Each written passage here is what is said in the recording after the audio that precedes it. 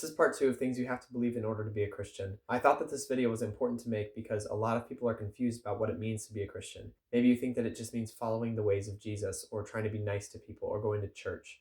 But that is not what makes you a Christian. You have to believe certain things. You have to believe that Jesus was God. When the prophet Isaiah in the Old Testament spoke of the coming Messiah, he called him Emmanuel, which means God with us. In Colossians, Paul writes that Jesus was the visible image of the invisible God. And in the Gospels, Jesus said, I and the Father are one.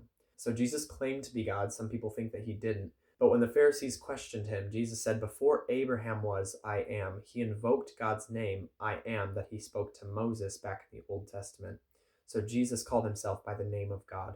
So there's no getting around it. If you don't believe that Jesus is God, really, truly, then you are not a Christian. Because our faith is founded on the fact that God became a man, lived the perfect life that we couldn't live, died the death that we should have died, and was raised to life on the third day, showing he had power over death and can give us eternal life as he has eternal life now with the Father. That is an integral doctrine of Christians. If you don't believe that, you are not one of them. If you like this video and you want to hear more about what it takes to be a Christian, follow this channel for more. Check out my podcast, the Strength and Hands podcast, on YouTube, Apple, or Spotify for more encouragement. And please drop any questions about God or Jesus in the comments. I would love to answer them for you.